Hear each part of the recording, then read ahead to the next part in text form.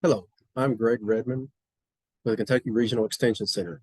Many of you may be familiar with me as I am one of the health IT advisors on the HIPAA security team. I regularly perform SRAs and vulnerability scans for many of our client organizations. And I would like to take a few minutes to discuss the who, what, and why of vulnerability scanning and why you need to do them. So we're going to take a quick look at that and what it means.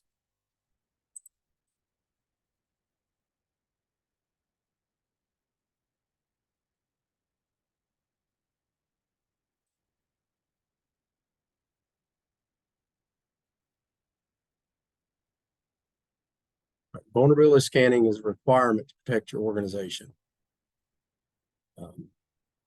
It is kind of essential to a good cybersecurity program. With it, we're going to talk about the who, what, and the why. The who are healthcare organizations who need internal vulnerability scans to examine internal IT systems to find weaknesses that hackers may exploit to take advantage of an organization's lack of preparedness. We here at Kentucky Regional Extension Center do internal vulnerability scans. So those are the ones that we offer as a service to our client. Basically, we try to do them or offer them at each SRA we do. What is a scan? A scan is a detailed examination of the internal network and systems and infrastructure of your given organizations that spots weaknesses to improve IT security measures. Now, why do we want to do these? Well, it's fairly obvious. These help boost your cybersecurity defenses and keep your company safe from cyber attacks by identifying and addressing vulnerabilities before they are exploited. There are really 5 benefits of internal vulnerability scans. One, by scanning, you mimic the actions and behaviors of internal breaches to identify vulnerabilities. Next, you identify and help prioritize those vulnerabilities for remediation. One of the aspects we do is we actually give a full report that details and lists all the different systems and then gives you a roadmap to remediation, is what I call it. That leads us to the next one. It validates security and access configurations for systems and then provides a roadmap to patch and security management improvement. And then finally, it will allow you, by validating and providing that roadmap, to resolve and improve regulatory compliance requirements. And that's the key focus here, is to resolve and improve for regulatory compliance requirements.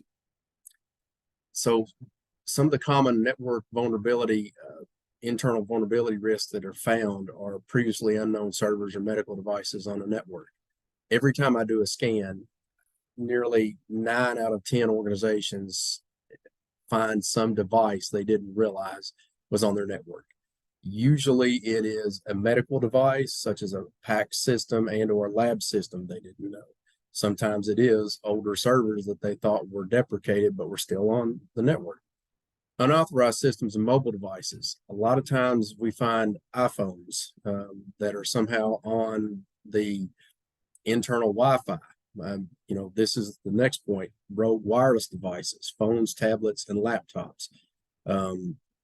These are not supposed to be beyond the clinical subnets, but yet they are. Users have figured out how to put them on there. Typically, it's internal users. Fourth, incorrect configurations and protocols are running. That's found and detailed in the roadmap to remediation I mentioned moments ago. Inappropriate patch and system management. That kind of plays into configurations and protocols. One of the things we're after is have the systems been patched regularly? And that is usually a function of the combined vulnerability score, the CVSS score, that I will go over with when we actually do an internal vulnerability scan. And it also helps to identify unprotected computers and kiosks. We always, much like unauthorized systems, we always find unprotected computers. Many of those are dropped in by vendors, and they're just not, many organizations think the vendors are patching them, but that's not the case.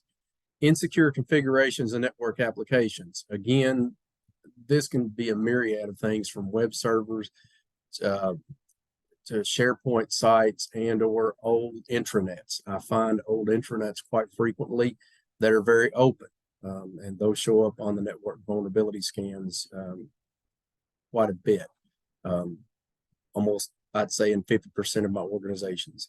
And lastly, you find vulnerable password practices. Again, that's found in the roadmap for remediation.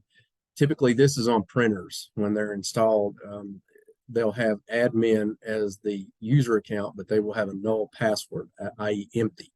And that's typically by default, and that's across Lexmark and HP printers, and even Brother printers, founded on those as well.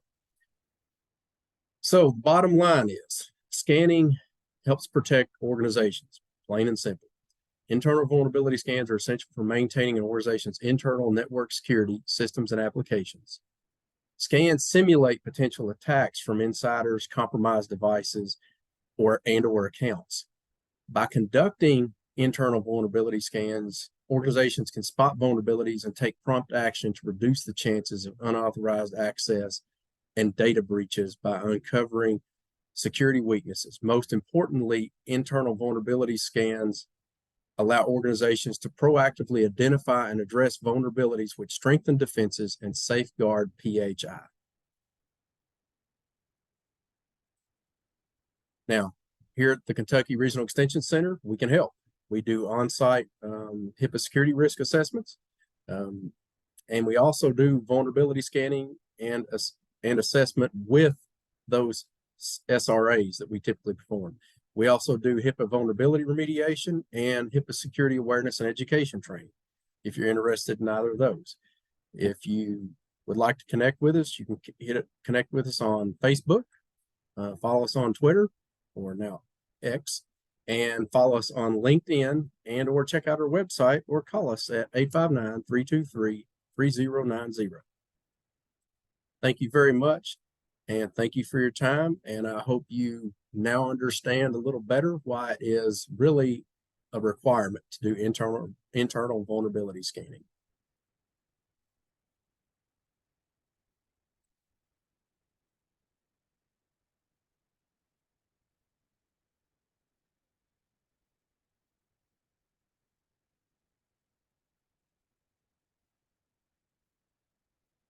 Thank you.